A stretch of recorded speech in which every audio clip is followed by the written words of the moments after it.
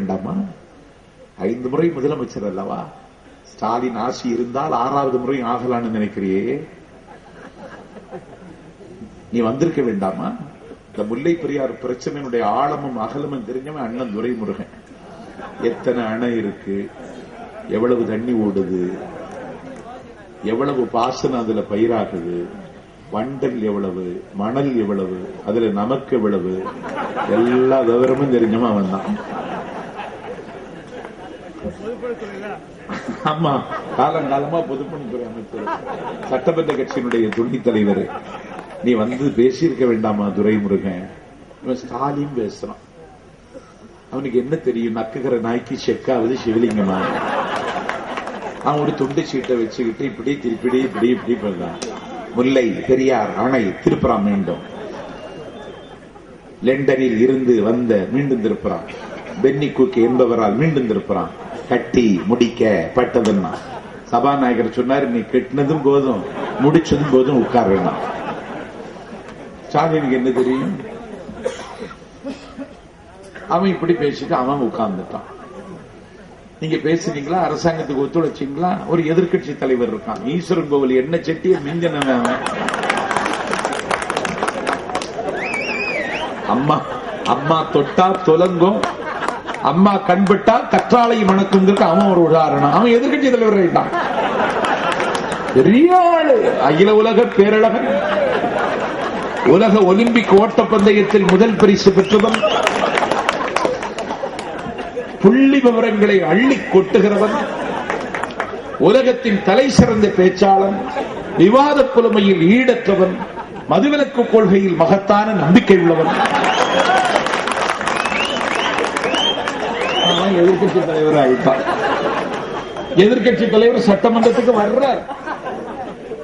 வந்து முல்லை பெரியாறு பிரச்சனை பேசவே இல்லை. ஒரு குள்ளமா ஒரு தான் இருக்கான், 3 அடி இருக்கும், அவன் தான் பேசுறான். இவன் பேசவே இல்லை. எதிர்கட்சி தலைவர் அல்லவா பேச வேண்டும். அங்கே எதிர்கட்சி மார்க்சிய கம்யூனிஸ்ட் கட்சி, ஆளுகிற கட்சி காங்கிரஸ் கட்சி. முல்லை பெரியாறு பிரச்சனை கேரளம் ஒன்றுபட்டு இருக்கிற உலகத்துக்கு சொல்றான். இங்கேயும் எதிர்கட்சியும் ஆளுங்கட்சியும் ஒன்றுபட்டு இருக்கிற உலகத்திற்கு சொல்லியிருக்க வேண்டாமா? எதிர்கட்சி எதிர்கட்சிக்கு கடமை இல்லையா?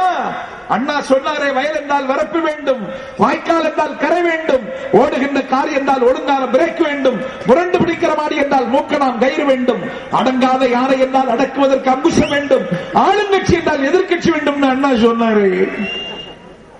எதிர்கட்சினா என்ன? Opposition party means shadow government.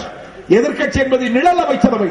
ஆளுங்கட்சி பெரும்பான்மை இழந்து விடுவானால், ஆளுங்கட்சியில் இருப்பவர்கள் அணிமாறி விடுவார்களானால், ஆளுங்கட்சி கவிழ்ந்து விடுகிற கட்டத்திற்கு தள்ளப்படுமானால் எதிர்கட்சியை தான் ஆட்சி அமைக்க கூப்பிடுவார் கவர்னர்.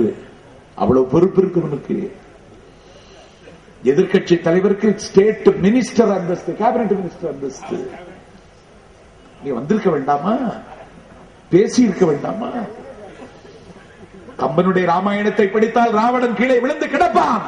கம்பன் பேசுவான், டேய் ராவணா, உனக்கு வீழ்ச்சி வந்தது தெரியுமாடா? எதிர்கட்சி இல்லாததுனாலதான் உனக்கு வீழ்ச்சி வந்ததுன்னு கம்பன் பேசுகிறான். அடுக்கும் இது நடாது இது என்று அறிவினால் ஏது காட்டி உன்னை இடுக்கினர் இல்லைங்கிறான் கம்பன். அடுக்கும் இது அடாது இது, நடக்கும் இது நடக்காது, இது நன்றது தீது, மரபிது மருளிது, இருளிது வெளிச்சம் இது என்று ஆளுகிற கட்சி ஆற்றுப்படுத்துகிற வேலையெல்லாம் எதிர்கட்சிக்கு. அவர் வந்தார், பேசவே இல்லை. நான் மதுரை விமான நிலையத்திலிருந்து சென்னைக்கு வரணும். காலையில 10 மணிக்கு எனக்கு ஒரு நிகழ்ச்சி ரோட்டரி கிளப்ல. தலைநாள் கூட்டம் முடிச்சிட்டு ட்ரெயின்ல இல்ல, எனக்கு 10:45 கூட ட்ரெயின் முடிஞ்சிடும்.